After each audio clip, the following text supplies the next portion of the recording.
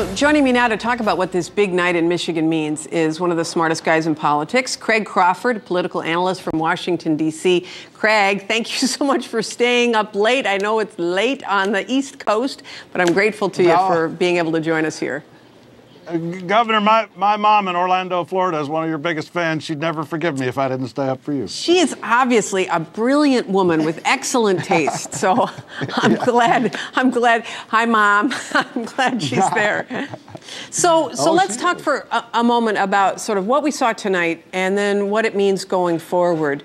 I know that you were on the Young Turks earlier. We've gotten a little bit of the numbers back in terms of who supported whom.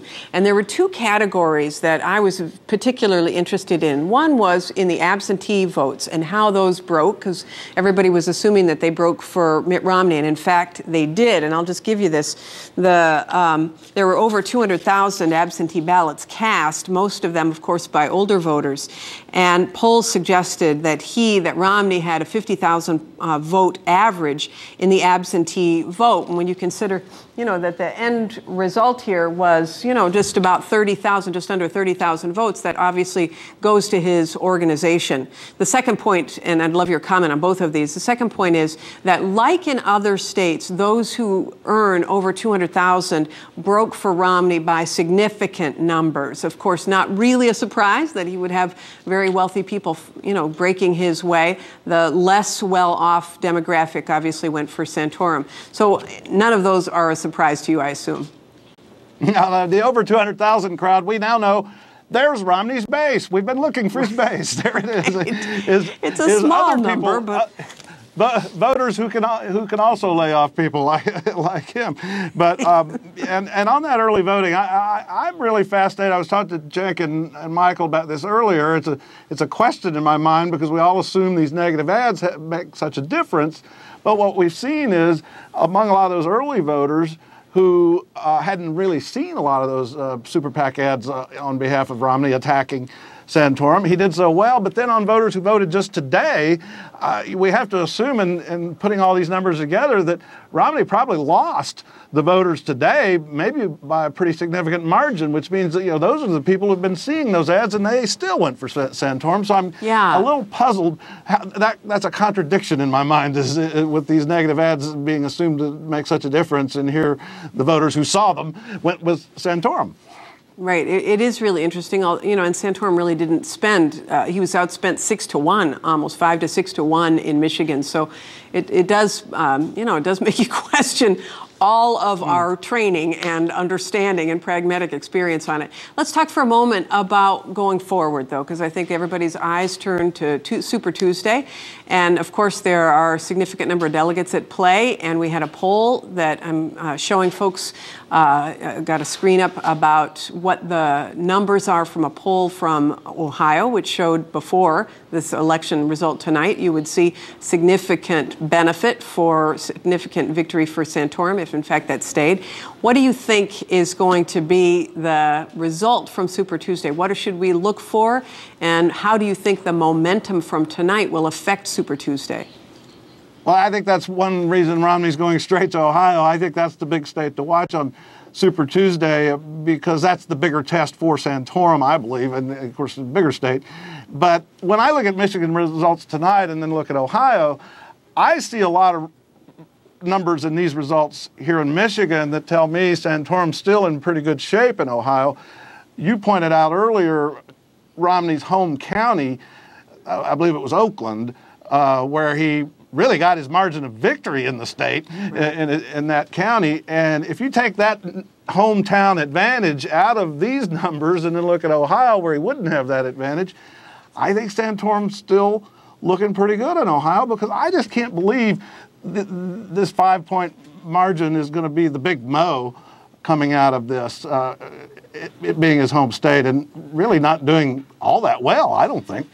Well, and Santorum, of course, everybody expects will do well in the South. We've got a lot of southern states coming up on Super Tuesday, other than Virginia, which Santorum is not even on the ballot for. So that one people really won't count so much.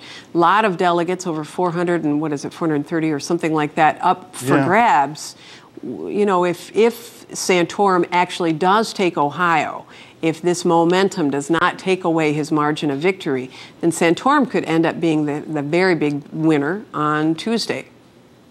Yeah, I think with a lot of the party bosses, party leaders here in Washington and their elite media, conservative media friends, they might maybe skip a Valium tomorrow, but I think it's going to still be on their nightstands because they got plenty to worry about, not just about Romney and whether he can really sew this thing up and end this contest, but how this is making, what this is doing to the Republican brand down the road. I mean, they are and the low turnout in these races. I mean, there's been all this talk about that Republicans need new candidates, or that some people think there should be new candidates in the race. I think what they need are new voters. It's their vote. Wow. They're whittling their base of voters down to. I mean, it looks like a stunt. It's just a stunted tree with low-hanging fruit for the Democrats now. I mean, right. You know, politics is the mathematics of addition, not subtraction. And they keep subtracting voters from their Hispanics. I actually wrote a column about this today, on. Craig. Yeah, I wrote a column about this today in Politico because they're anti-gay, anti-women, it appears to many, anti-bailout, anti-labor, I mean, you keep going down the list, anti-European, anti-French, anti-Greek, anti-Muslim. I mean, all of a sudden, you have subtracted so many groups that you have this very narrow path to victory. That is not a strategy for winning. And that's what I say to all of those groups that have felt like they've been marginalized. Come on into the Democratic tent, and we'll add some sections and you know, see a nice blue Michigan, Ohio, and country in November. This is political analyst Craig Crawford from Washington, D.C., who has stayed up late to share his thoughts with us. I want to thank you so much for joining us. This, of course, is The War Room. We will be right back. Don't go away for more analysis of this great evening from Michigan and Arizona.